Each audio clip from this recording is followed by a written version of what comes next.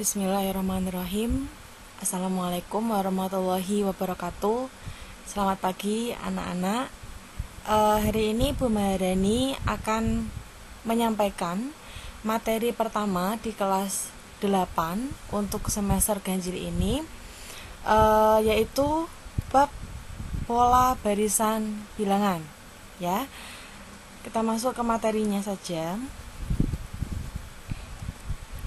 Materi 8.1 yaitu pola barisan bilangan. Jadi untuk minggu ini kita mempelajari materi 8.1 ya, sambil membuka buku paket yang sudah kalian pinjam di sekolahan, bisa sambil menyimaknya dengan video yang Ibu sampaikan. Nah, semoga dari harapan Ibu sendiri, nanti yang Ibu sampaikan di sini kalian bisa menerimanya dengan baik dan mudah-mudahan paham dan jelas dengan apa yang Ibu sampaikan ya.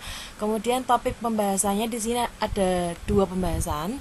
Yang pertama yaitu hakikat pola bilangan, yang kedua yaitu menentukan generalisasi pola bilangan dari konfigurasi objek.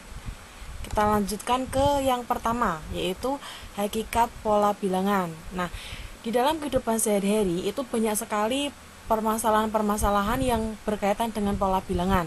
Contohnya yang pertama itu misalkan nomor-nomor rumah yang biasanya ada di rumah anak-anak. Nah, ini Ibu contohkan berupa nomor rumah dari kayu. Ya kan, ada yang dari kayu, ada yang berupa stiker, nah macam-macam. Itu merupakan permasalahan dalam kehidupan sehari-hari tentang pola barisan bilangan. Contoh yang kedua yaitu tempat duduk bioskop. Nah, pastinya kalian yang pernah menonton bioskop pasti tahulah urutan tempat-tempat duduk yang ada di bioskop itu sendiri ya. Nah, kita lanjutkan untuk pola bilangan itu sendiri. Apa sih itu pola bilangan? Jadi pola bilangan itu bilangan-bilangan yang disusun menurut aturan tertentu ya, atau keteraturan yang dimiliki oleh suatu barisan bilangan. Jadi di sini nanti tuh bilangan-bilangannya ada aturan tertentu. Jadi aturannya tetap atau bisa berubah sesuai dengan barisannya itu sendiri. Ya. Next, kita ke macam-macam pola bilangan. Di sini yang pertama yaitu pola bilangan asli, dimulai dari angka 1, 2, 3 sampai ke n. Ya. Nah, n di sini itu maksudnya jika dia n-nya 1, maka dia pola bilangan asli yang pertama juga 1. Kalau n-nya 2, maka 2 ya. Selanjutnya pola bilangan cacah, dimulai dari angka 0, 1, 2, 3 dan seterusnya. Kemudian pola bilangan ganjil yaitu dari 1, 3, 5, 7 dan seterusnya. Kemudian pola bilangan genap dari 2, 4, 6, 8 dan seterusnya. Nah, ini dari pola bilangan asli sampai genap itu ada rumusnya. Ya, rumusnya bisa dituliskan. Kalau bilangan asli berarti n, kalau bilangan cacah maka n-1, kalau bilangan ganjil 2n-1, kalau pola bilangan genap itu 2n. Nah, maksudnya ini kenapa kok bisa 2n, ini 2n-1? Maksudnya itu begini anak-anak. Ibu contohkan untuk bilangan ganjil ya. Misalkan kita ambil n-nya itu 1 ya. n1 kamu kalikan dengan 2 kali 1 berarti kan 2 dikurangi 1 jadi nanti di sini 1 ya. Nah, misalkan kalau n-nya itu 2, nah kamu masukkan ke rumus ini 2 kali 2 4 kurangi 1 3. Nah, sesuai kan, ketika n-nya 2 maka di sini hasilnya 3. Kalau n-nya 3 berarti nanti pola bilangan ganjil yang ketiga itu 5 ya. Begitu. Kita lanjutkan ke macam-macam bilangan selanjutnya yaitu pola bilangan persegi, yaitu 1, 4, 9 dan seterusnya. Untuk rumusnya n kuadrat. Kalau pola bilangan persegi panjang itu 2, 6, 12, dan seterusnya. Untuk rumusnya yaitu n dalam kurung n ditambah 1. Kemudian pola bilangan segitiga yaitu dari 1, 3, 6, 10, dan seterusnya. Dan rumusnya sendiri yaitu setengah n dikali dalam kurung n ditambah 1. Yang terakhir yaitu pola bilangan Fibonacci. Nah, pola bilangan Fibonacci ini Ibu tidak memberikan rumusnya, ya. Nah, ciri-ciri dari pola bilangan Fibonacci itu sendiri ini di sini kalian perhatikan bahwa pola bilangan Fibonacci yang pertama itu angkanya 1, ya. Yang kedua 1. Nah, yang ketiga 2. Nah, ini sebenarnya angka 2 di dalam pola bilangan Fibonacci itu hasil dari jumlah maksudnya jumlah dari bilangan sebelumnya, ya. Nah, sebelum angka 2 itu kan 1 dan 1.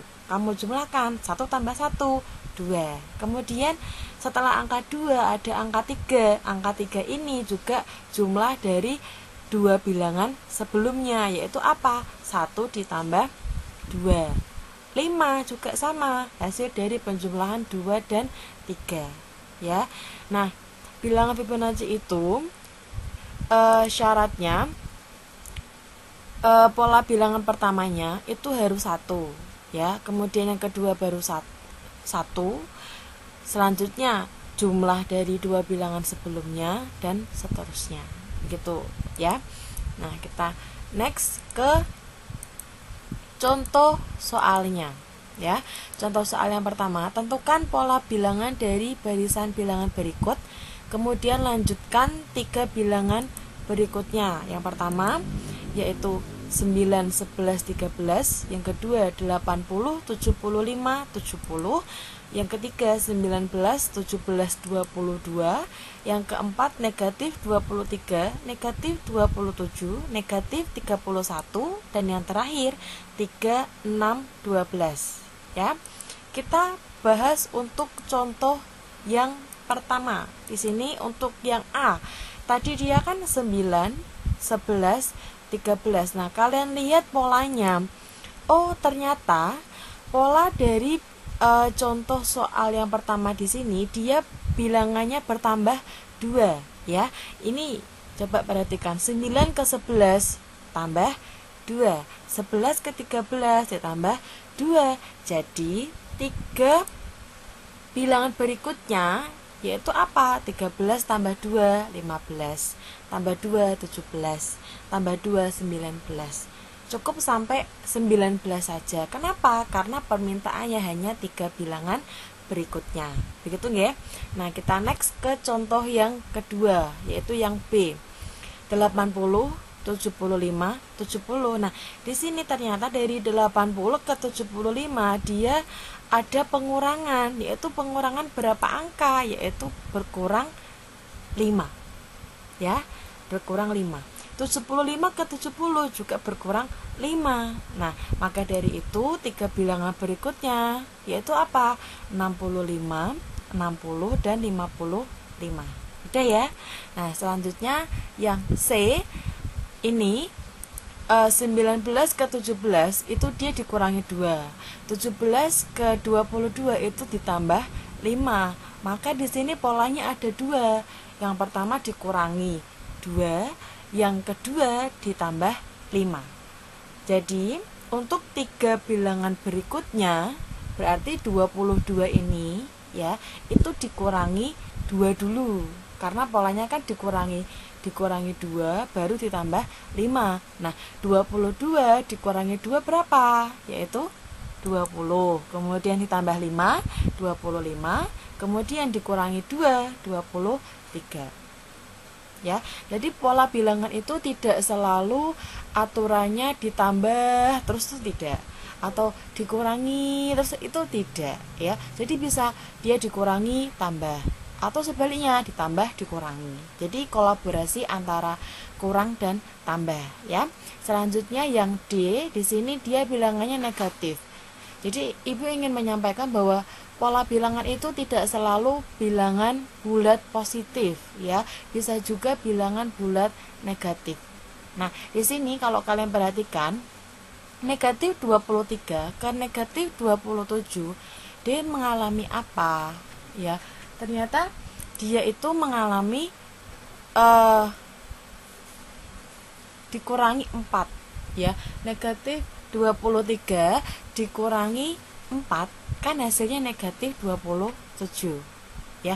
Jadi hati-hati ketika bilangan negatif itu apakah dikurangi atau ditambah, karena kadang ini masih ada siswa yang kesulitan untuk menentukan dia itu ditambah apa dikurangi. Begitu nggak? Ini polanya sama, dia selalu dikurangi 4, dikurangi 4 dan dikurangi 4. Jadi 3 bilangan berikutnya yaitu apa? Negatif 35, negatif 39, negatif 43. Selanjutnya yang terakhir yaitu 3, 6, 12. Nah, coba kalian tebak dulu kira-kira di sini apakah ditambah 3? 3 ke 6 kan ditambah 3. Terus 6 ke 12 itu ditambah berapa? 6. Ya kan? Kan ini polanya nggak sama ya. Yang pertama 3, yang kedua 6. Berarti bukan tambah. Nah, kemudian kalau pengurangan juga enggak. Nah, ternyata di sini itu dia mengalami pola perkalian. 3 ke 6 itu dikali 2, 6 ke 12 juga dikali 2. Jadi untuk yang E ini pola bilangannya dikali 2. Maka 3 bilangan berikutnya yaitu 12 dikali 2, 24. 24 dikali 2, 48 dan seterusnya. Begitu nggih? Nah, ini contoh soal yang pertama untuk menentukan pola bilangan berikutnya. Jadi menandakan bahwa pola bilangan itu yang pertama ya bisa berupa penambahan, kemudian yang kedua bisa berupa pengurangan, bisa dalam bentuk kolaborasi antara tambah dan kurang atau sebaliknya, dan juga perkalian. Apakah mungkin pembagian? Mungkin saja ya, tapi ini Ibu tidak memberikan contoh untuk pembagiannya. Gitu ya. Kita next ke tentukan angka satuan pada bilangan 3 pangkat 100. Nah, kalau kalian membaca soal seperti ini, apakah kalian akan mengalihkan angka 3 itu sebanyak 100 kali? Kan tidak mungkin ya. Padahal ini juga pertanyaannya bukan hasil dari 3 pangkat 100, tapi cuma ditanya tentukan angka satuannya saja ya. Tentunya kalian masih ingat lah apa itu angka satuan, apa itu angka puluhan, ratusan, ribuan dan seterusnya ya. Nah, caranya bagaimana? Caranya ya, jadi untuk menentukan angka satuan 3 pangkat 100 itu kita hanya perlu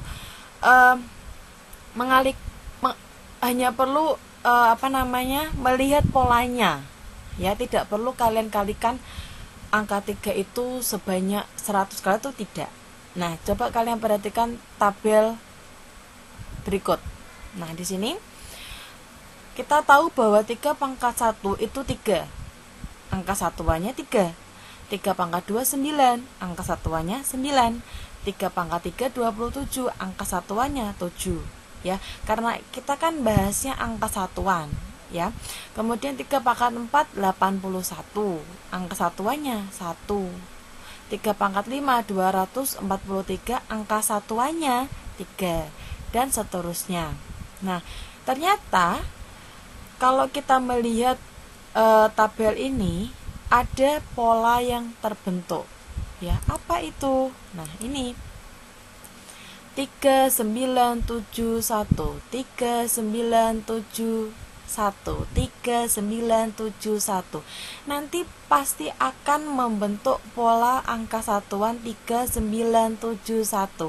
Dia akan selalu bergantian terus menerus ya setelah pola keempat. Jadi pola keempat berganti lagi 3971 ya. Nah, Dari sini kita bisa mengetahui bahwa 3 pangkat 100 itu angka satuannya 1. Nah, kenapa kok 3 pangkat 100 angka satuannya bisa 1? Nah, jawabannya karena pangkat 100 ya, jika dibagi 4 itu hasilnya 25, sisanya 0 ya. Kan pas tuh ya, 100 bagi 4 25. Nah, di sini kalau dia mempunyai sisa 0, maka dia masuknya ke ini, ke pola keempat ya, pola keempat. Jadi angka satuannya 1. Nah, misalkan aja kalau pangkatnya 98 gimana? Nah, ini ya udah kita bagi aja 98 dibagi dengan 4. Hasilnya 24, sisa 2. Nah, sisa 2 inilah ya kalian lihat ke tabel. Nah, pola kedua kan sisa 2 tuh ya. Sisa 2 berarti kamu lihat pola kedua. Pola kedua itu apa? Angka satuannya 9. Jadi 3 pangkat 98 itu angka satuannya 9 ya. Mudah kan? Mudah banget lah pastinya ya.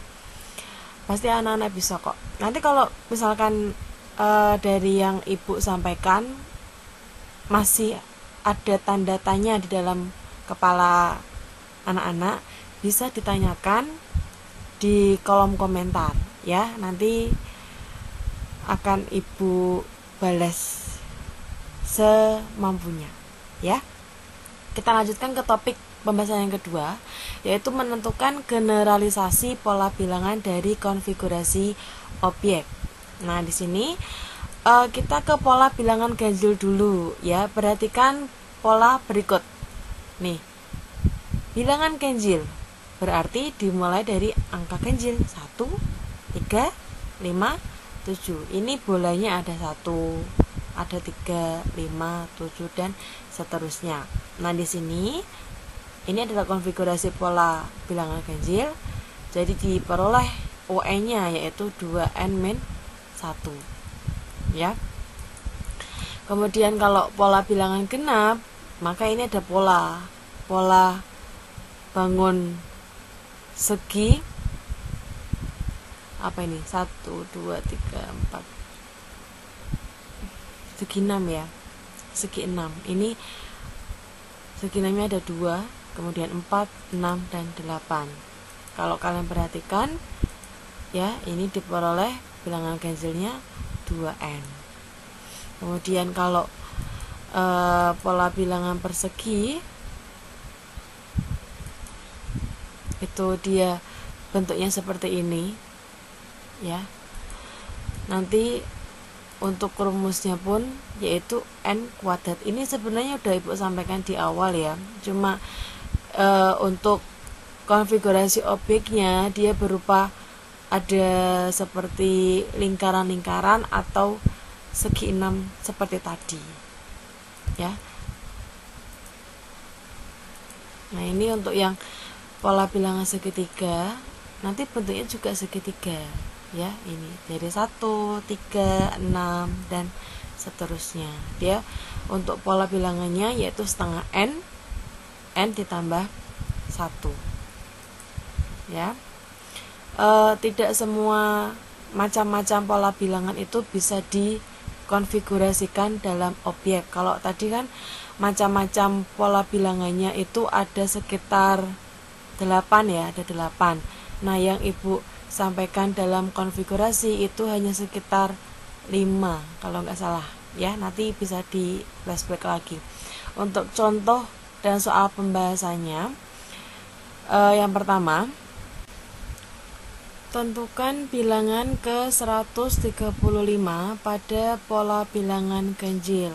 Nah, ini ketika kalian menjumpai soal menentukan pola ke berapa gitu ya, jadi kalian tidak perlu menghitungnya dari awal. oh pola bilangan ganjil berarti dari 1, 3, 5, 7 dan seterusnya. Kan kalian tidak mungkin juga mengurutkan pola bilangan itu sampai ke 135. Jadi menghemat waktu, kita gunakan saja rumus yang sudah kita dapatkan dari pola bilangan ganjil, yaitu UN sama dengan 2N dikurangi 1. Nah, N-nya ini kalian ganti dengan angka 135 karena pertanyaannya tentukan bilangan ke 135. Maka N-nya diganti ya. Selanjutnya disubstitusikan dan didapatkan pola bilangan ganjil ke 135 yaitu 269. Kita lanjutkan ke tentukan bilangan ke 357 pada pola bilangan genap. Nah, pola bilangan genap itu UN-nya sama dengan 2N. N yang diminta yaitu ke 357. Maka kalian ganti dan diperoleh pola bilangan genap ke 357 yaitu 714 ya. Next kita ke contoh pola untuk bilangan persegi ya. Ini diminta pola bilangan ke 65 ya. Pada pola bilangan persegi kita tahu bahwa pola bilangan persegi itu UN-nya N kuadrat. Maka N-nya di sini diganti 65 dan dikuadratkan, diperoleh pola ke-65 pada bilangan persegi yaitu 4225. Simple, cepat, dan nggak pakai ribet, ya kan? Nah, next ke contoh keempat yaitu menentukan pola bilangan ke-99 pada pola bilangan persegi panjang. Nah, pola bilangan persegi panjang itu rumusnya N ditambah saya ulangi, N dikali dalam kurung N ditambah 1. N-nya diganti 99. Diperoleh polanya yaitu 9900 ya. Yang terakhir menentukan bilangan ke 199 pada pola bilangan segitiga. Dengan langkah yang sama, N-nya diganti 199 ya. Selanjutnya disubstitusikan dan dikalikan sehingga diperoleh 19.900. Itu contoh dan soal pembahasan untuk yang kedua. Nah, kalau yang ketiga ada suatu gambar ya. Di sini pola yang disusun dari batang korek api ya.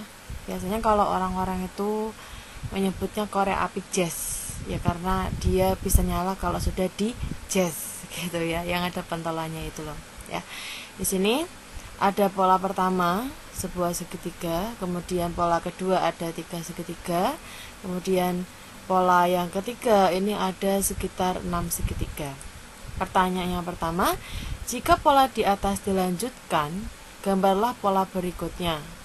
Ada berapa batang korek api pada gambar yang kamu buat? Kemudian pertanyaan yang B, berapa banyak batang korek api yang diperlukan untuk membuat pola ketujuh?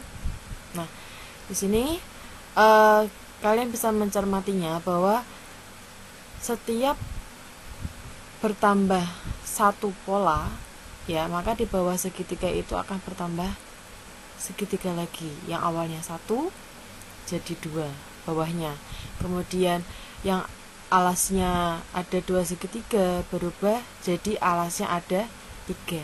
Nah, kemungkinan nanti ya kan, gambar pola berikutnya dia ada alas segitiga sebanyak 4. Jadi kayak piramida gitu loh. Ini di sini 3 segitiga, 2 segitiga, 1, 3, 2, 1. Maka nanti di sini polanya 4, 3, 2, 1 ya. Coba kita buktikan di pembahasannya. Untuk contoh soal yang 3A, pola pertama ada 3 batang korek api, pola kedua ada 9 batang korek api, pola ketiga ada 18 batang korek api. Nah, kalau kita mencermati pola tersebut, kita bisa menggambarkan pola segitiganya seperti ini, ya. Ada 4 segitiga, 3, 2, 1, 4, 3, 2, 1. Jadi pola keempat itu terdiri dari 30 batang korek api, ya. Sedangkan untuk yang 3B, nah kita bisa menggunakan bantuan dari contoh soal yang 3A tadi. Kita tahu bahwa pola pertama itu ada 3 batang korek api, pola kedua ada 9, kemudian 18, 30. Kalau kita buat polanya seperti ini, ya. Dari 3 ke 9 itu ditambah 6, kemudian 9 ke 18 ditambah 9, 18 ke 30 itu ditambah 12, ya, dan seterusnya. Nah, ini polanya selalu bertambah 3, ya. Dari 6 ke 9 itu kan ditambah 3, 9 ditambah 12 ditambah 3, 12 ditambah 3, 15, dan seterusnya. Ini dia pola pertama, 1, 2, 3, 4, 5, 6, 7. Nah, disinilah pola ketujuhnya, yaitu 84. Jadi banyak batang korek api yang diperlukan untuk membuat pola ketujuh itu ada 84. Nah, sebenarnya untuk yang soal korek api, batang korek api itu merupakan soal hot, ya. Jadi anak-anak berlatih juga contoh soal yang seperti itu tadi untuk mengasah otak kalian, begitu, ya. Terima kasih. Begitulah pembelajaran hari ini. Semoga yang Ibu sampaikan ke anak-anak bisa diterima dengan baik. Jika ada pertanyaan, jika ada yang masih bingung, silakan ditanyakan, ya, bisa melalui Google Classroom atau bisa juga melalui WhatsApp, ya. Begitu, terima kasih. Selamat belajar dari rumah, jaga kesehatan dan tetap semangat. Assalamualaikum warahmatullahi wabarakatuh.